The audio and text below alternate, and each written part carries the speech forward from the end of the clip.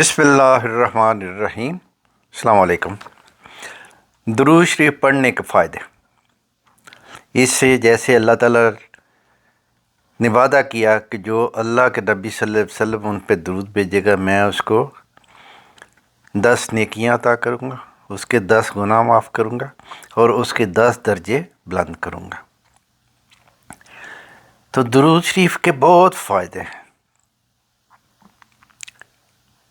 दुरूद शरीफ पढ़ने से दिल जिंदा होता है और पढ़ने वाले को अल्लाह हदायत के ऊपर रखते हैं। दुरूद शरीफ के ज़्यादा पढ़ने से नबी अकरम सल्लल्लाहु अलैहि वसल्लम के साथ मोहब्बत बढ़ जाती है। दुरूद शरीफ ज़्यादा पढ़ता है उस बंदे की मोहब्बत नबी अकरम सल्लल्लाहु अलैहि वसल्लम के कल्ब मुबारक में भी ज़्यादा हो जाती है। दुरूद शरीफ का ज़्यादा पढ़ना क़यामत के दिन अल्लाह रब्बुल इज़्ज़त के करीब का यानी कि कुर्ब का सबब बनता है। नबी अकरम सल्लल्लाहु अलैहि वसल्लम के जो एहसानात हैं, दुरूद शरीफ का ज़्यादा पढ़ना गोया उन एहसानात का बदला चुकाने वाली बात है। जो परेशानियां होती हैं दुरूद शरीफ के सदक़े अल्लाह रब्बुल इज़्ज़त उन परेशानियों को ख़त्म कर देते हैं। दुआ की कबूलियत का ये सबब होता है। जो दुरूद शरीफ पढ़ने वाले का दिल साफ़ हो जाता है, दुरूद शरीफ पढ़ने वाले का दिल साफ़ हो जाता है, उसका नफ्स पाक होता है। ऐसे आदमी के बारे में हदीस पाक में फरमाया कि जो दुरूद शरीफ ज़्यादा पढ़ता है वो बख़ील नहीं होता। फिर जो दुरूद शरीफ ज़्यादा पढ़ता है वो क़यामत के दिन की हसरत से बच जाएगा। जो दुरूद शरीफ ज़्यादा पढ़ता है मलाए आला में उस बंदे की तारीफ़ बहुत होती है और उसकी उम्र में और उसके वक़्त में अल्लाह बरकतें अता फरमा देते हैं। जो बंदा दुरूद शरीफ ज़्यादा पढ़ता है क़यामत के दिन पुल सिरात से गुज़रते हुए उसके पाँव मज़बूत होंगे।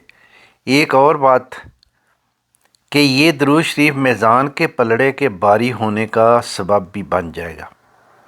अब इस बारे में एक हदीस मुबारक सुन लीजिए कि दुरूद शरीफ क़यामत के दिन क्या शान रखेगा, क्या वो शान वाला होगा।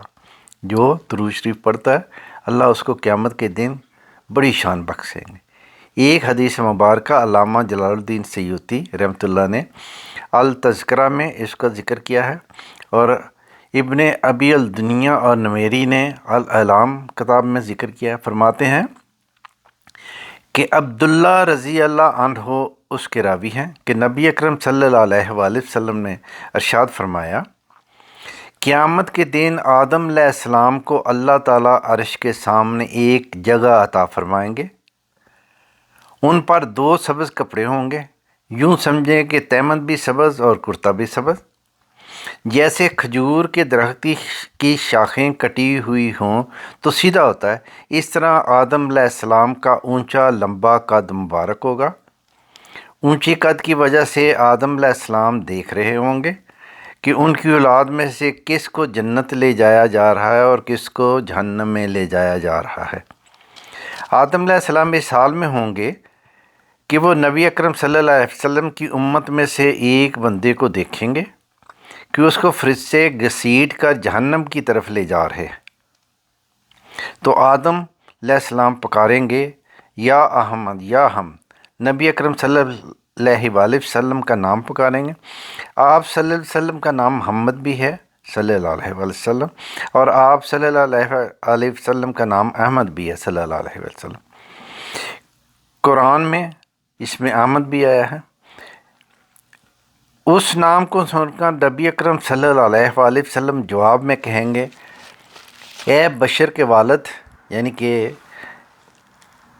ए आदम, मैं हाज़िर हूँ।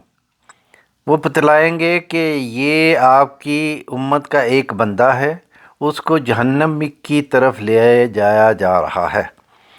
नबी अकरम सल्लल्लाहु अलैहि वसल्लम ने फरमाया, मैं अपनी चादर को कस के बांध लूँगा। ये अरबों में एक मकूला था, जब उन्हें किसी अहम काम के लिए उठना होता था तो वो कहते थे ज़रा चादर को कस के बांध लूँ।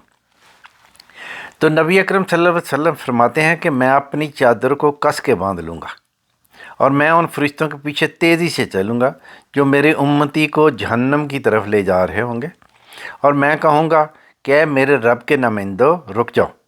وہ آگے سے جواب دیں گے ہم بڑے قوی اور سخت گیر ہیں، جو اللہ حکم دیتا ہے ہم اس کی نافرمانی نہیں کرتے، اور ہم وہ کرتے ہیں جس کا ہمیں حکم ملتا ہے۔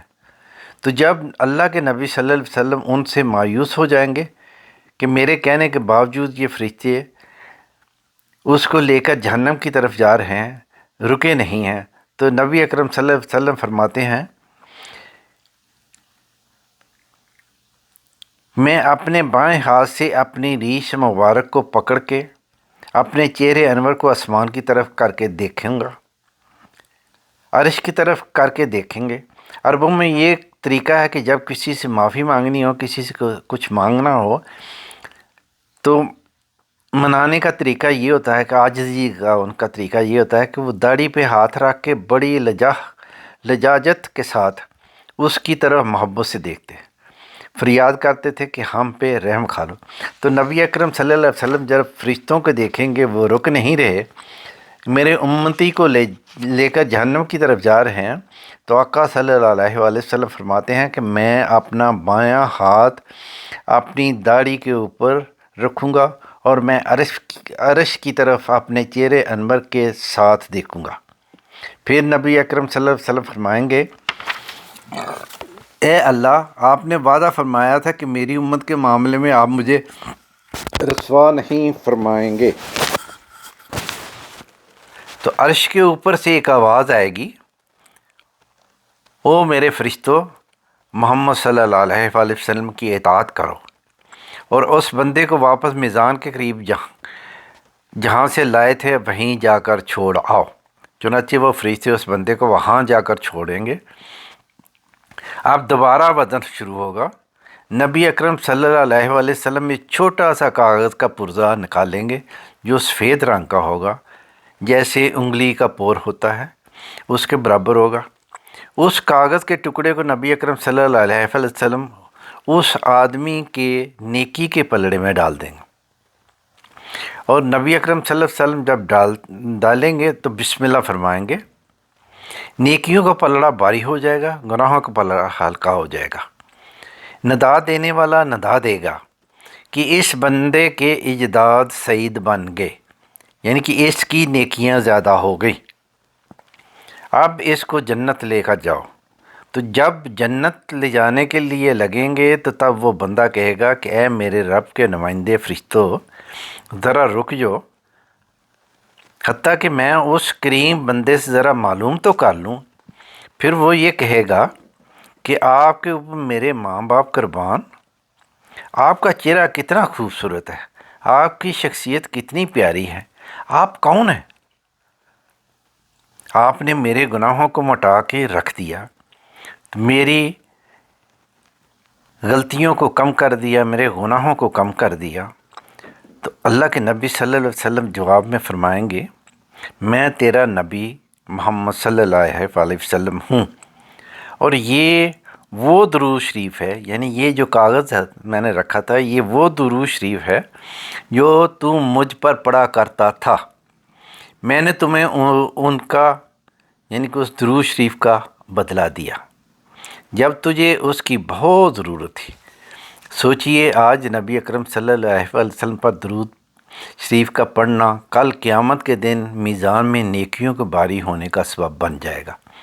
دعا ہے اللہ رب العزت ہمیں اپنے حبیب صلی اللہ علیہ وآلہ وسلم کی سچی محبت عطا فرمائے، ان کا احترام، ان کی عزت، ان کا اکرام بھی دل میں عطا فرمائے، ان کی سنتوں کی محبت کے ساتھ اتباع کرنے کی بھی توفیق عطا فرمائے، اور کثرت سے درود شریف پڑھ کر نبی اکرم صلی اللہ علیہ وآلہ وسلم پر بھیجنے کی اور ان کی محبت دل میں بننے کی توفیق عطا فرمائے، آمین۔